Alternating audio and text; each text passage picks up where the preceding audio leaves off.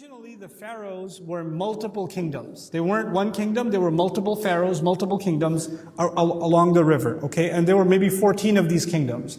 And they all had minimal power, because each of them had some territory, and they did trade with each other, etc. And of course, all of them had some part of the river, because their irrigation and the supply for trade depends on your access to the river, right? Now, in the time of Yusuf alayhi salam, you remember, saw a dream that there's going to be, or interpreted a dream that there are going to be 7 years where things will be fine, but another 7 years where the river will dry up. There's not going to be any water, and the crop is going to die. He was serving under one of the kings. Not all of the pharaohs, one of the kings, among that, group of kings. So that kingdom now has an advantage. What advantage do they have? They know that a drought is coming. So they actually developed a canal to preserve water over the next few years. So when the water dried up, the river dried up, they were the only empire of the several empires that actually still had a water supply. And so their crop continued to grow. And they continued to have some prosperity in the time where everybody else was basically bankrupt. And now, in the olden days, people, now they don't have any crop, and none of the other kingdoms have any crop, so obviously where are they going to come for crop? They're going to come here. But they don't have anything to sell anymore because they've gone bankrupt.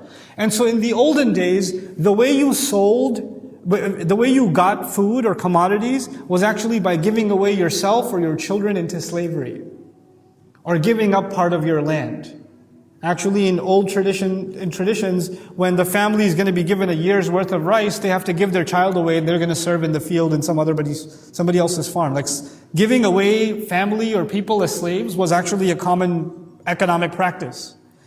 It is through this course of action that over time this one empire overpowered and overshadowed and eventually completely overtook all the other empires that existed and became the one supreme empire. Everything came under them. This is important to note because they then especially controlled the water supply. They controlled, now they had the money that nobody else had, so they built like nobody else did. And they had pasture, meaning they had the greenery that nobody else had.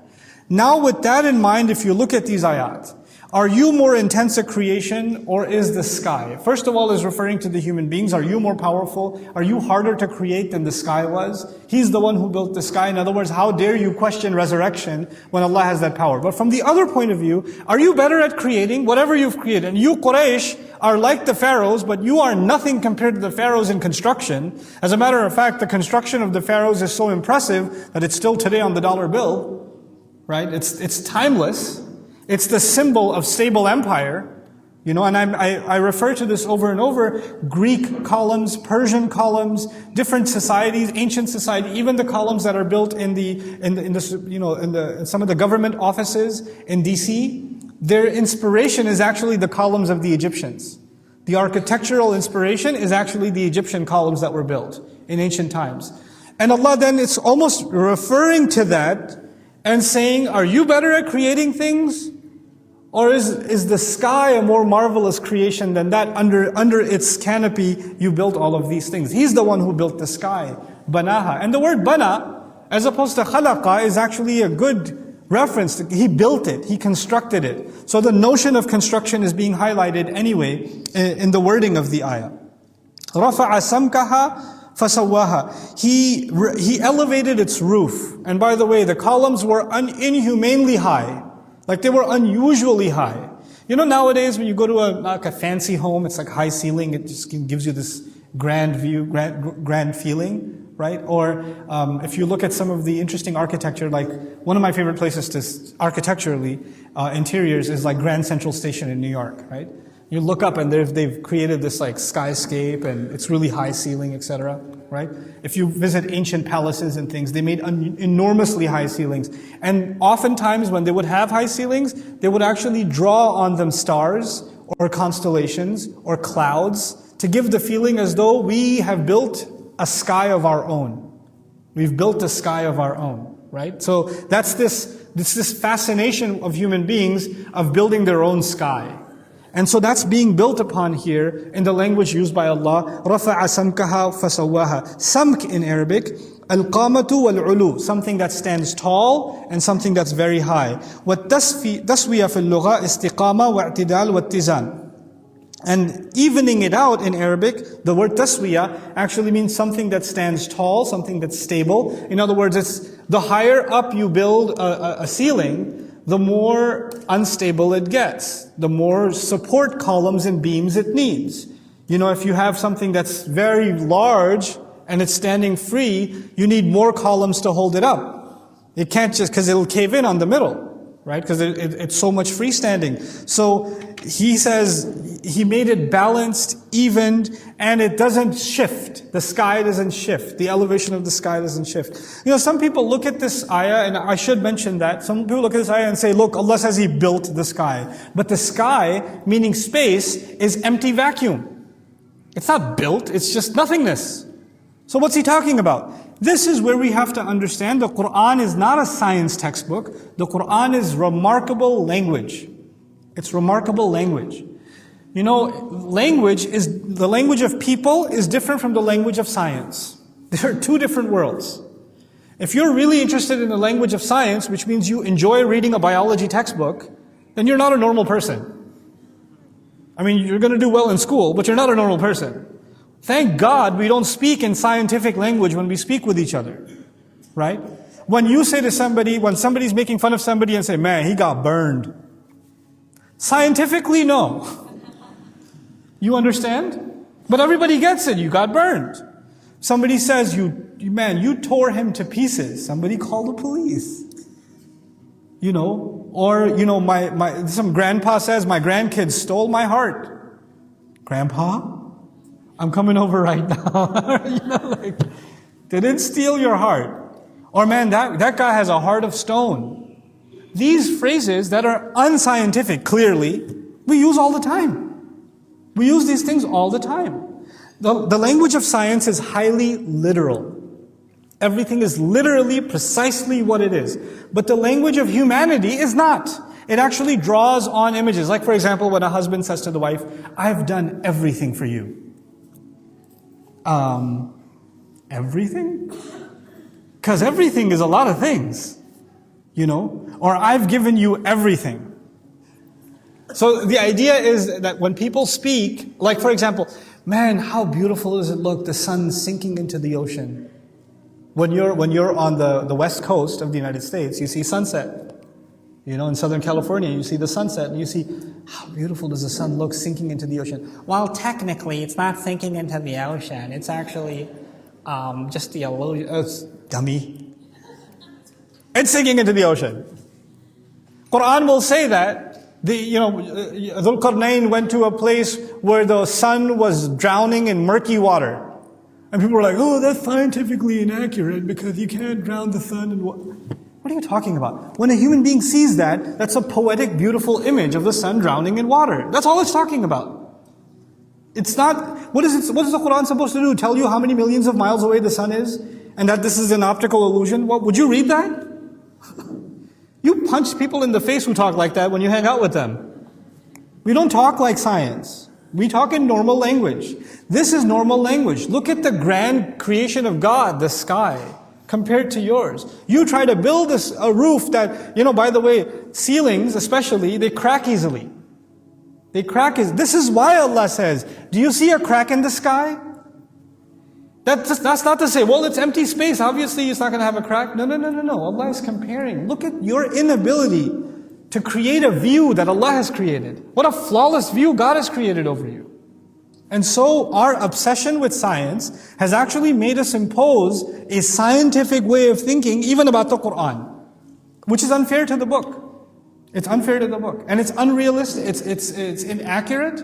And then we start imposing onto the Quran things that shouldn't be imposed. Anyway, وَأَغْطَشَ لَيْلَهَا وَأَخْرَجَ ضُحَاهَا. By the way, just among the notion of the sky, فَمِنَ الْمُفَسِّرِينَ مَنْ تَأَوَّلَهَا هُنَا بِالتَّتْمِيمِ. Among the mufassirun, those who talk about this ayah, about the sky being smooth or evened out, say how perfectly it's made, وَبِالْإِصْلَاحِ, and how reformed it is, وَبِجَعْلِهَا مَلْسَاء, and how smooth it looks. ليس فيها تفاوت, it has no unevenness to it. وبإتقان الإنشاء وإحكام الصنعة, and how greatly beautifully it's crafted, how beautiful it is to look at. Anytime you look at the sky, it's a symbol of beauty and magnificent. This again, I'm telling you, in the context in which this passage occurs, is not just talking about the sky, it's actually comparing one of the greatest empires that ever existed and showing how even that fails in comparison to God's creation. How dare you take up a God other than that, other than Allah. وَأَغْطَشَ لَيْلَهَا وَأَخْرَجَ ضُحَاهَا, and He brought darkness over its nights, and He brought out its early mornings. This is again, the reference to night and day shouldn't be lost on us. The Pharaohs worshipped the sun. And Allah brings the sun to a closed shop every night, and then brings out the morning the next day, meaning their God submits to Allah. وَأَغْطَشَ لَيْلَهَا إِغْطَاشُ اللَّيْلِ إِظْلَامُهُ. أَغْطَشَ means to cause darkness. فُلَاتٌ غَطْشَاء وَغَشَى لَا يُهْتَدَى بِهَا. A desert that is غَطْشَاء means a desert that is completely covered in darkness and you can't find your way. Interestingly enough, غَطَشَ, it also compares to غَمَش, meaning the eye becoming weak. مَشَى رُوَيْدًا مِنْ مَرَضٍ أَوْ كِبَرٍ. When somebody walks slowly because they can barely see. In other words, Allah caused the night to slow everything down and visibility to become less. He did that. وَأَخْرَجَ ضُحَاهَا, and the next morning He brought out its brilliant light. He made everything completely and perfectly visible. I'll show you some of the benefits of this a little bit later on when we talk about the literary qualities of this surah. So إِخْرَاجُ الضُّحَى انبساط ضوء الشمس. So bringing out the sun, أخرج ضحاها, ضحى in Arabic, or duha, is when things are most prominent, meaning like when the sun is at its brightest, like 10, 11, 12 a.m. At that time, when the sun is beaming at its brightest, that's duha. So Allah is comparing those two contrasts of the night and the day. This is to highlight, how no matter how grand your columns were built, you can't escape. And how beautifully illuminated they look in the day, they're going to be closed down and dark in the night. وَالْأَرْضَ بَعْدَ ذَلِكَ دَحَاهَا, and the earth thereafter, He made it smooth. Now the word daha is a unique word, very rarely, maybe not even elsewhere used in the Quran except here. And what does it mean? Daha actually means, I'll skip the Arabic etymology, just tell you what it means. It's actually used for when an ostrich scrapes the ground and makes the soil smooth so it can put its egg there. Because it doesn't bury its egg entirely, it just makes the ground kind of smooth, and so it can put it there, like in a concave shape. And that's why that place is called a madha. And from it, daha is also used for an egg, because it's the place of but it's not literally the egg actually. That's a bayd. But daha is the place where the egg is placed. So again, people who are very obsessed with showing a correlation between Islam and science, they looked at this ayah and said, aha, Allah made the earth egg-like, and therefore the earth is oval and it's not a perfect sphere. And the proof of that is in the Quran, وَالْأَرْضَ بَعْدَ ذَلِكَ دَحَاهَا. Except the one problem with that is the verb daha means to remove unevenness and to make room for an egg. It doesn't mean He made it into an egg. That's not how the verb was ever used. So there's this huge jump made because the root somewhere in there involves an ostrich egg, that we turn this into the earth is egg-like. The earth is oval, that's awesome. It doesn't have to be mentioned in the Quran though. Let's not impose on the Quran what Allah did not say Himself. And when you do that, and then other people prove otherwise, it just makes the Quran look weak, even though the only thing weak was our understanding, So we should be careful about making claims like that. And so, دَحَيْتُ الشَّيْء أَدْحَاهُ دَحْيًا بَسَطْتُهُ, to make something smooth and even. What Allah is saying is, on the earth, He removed unevenness. You saw previously, أَلَمْ نَجْعَلِ الْأَرْضَ مِهَادًا. Didn't we make the earth a comfortable bedding? Right? Allah is describing that the earth could have been a jagged surface where you can't walk. And the Arabs are actually familiar with this. There are terrains that are so difficult to walk, or difficult to, even animals don't go there. And the entire earth's surface could have been that way. But Allah made it smooth and removed the impediments on the earth so we can travel on this earth. And that's why they use the word for even construction. Like, if they're going to build a road and there are lots of pebbles on the road and stuff, they'll have bulldozers come and sweep and smooth the thing out before they built the road on top. That's actually the process of daha. That's what the word refers to. وَالْأَرْضَ بَعْدَ ذَلِكَ دَحَاهَا, meaning the land is ready for civilization, basically. And this is again going back to the idea that the great civilizations were only great civilizations because they built roads. If you don't have roads, you're not going to have civilizations. Because commerce will take place only through the roads. If everything is wild territory, then commerce will not happen and therefore growth will not take place, right?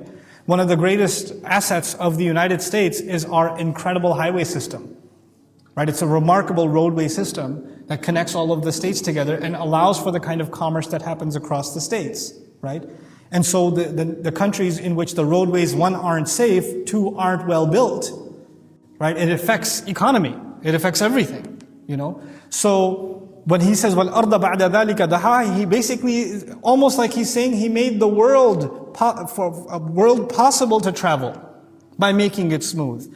Why is that important? Because when those great civilizations and empires, and even the Arabs, because the routes went through Makkah, when they claim that they are at an advantageous position, Allah is saying the very fact that you have these roads wouldn't have been possible if Allah did not smooth the earth for you to begin with. وَالْأَرْضَ بَعْدَ ذَلِكَ دَحَاهَا أَخْرَجَ مِنْهَا مَاءَهَا وَمَرْعَاهَا, and He brought out from it its water, and He brought out from it its green pasture. Do you see a connection to the Pharaohs empire background story that I told you? He brought out the water and the pasture, the greenery, that which was basically the heart and soul of the economy of that great empire. The reason they rose to power. أَخْرَجَ مِنْهَا مَاءَهَا وَمَرْعَاهَا وَالْجِبَالَ أَرْسَاهَا, and He placed the mountains and He put them down. He placed the mountains down. And by the way, what is a great architectural marvel of the ancient Egyptians that resembles a mountain?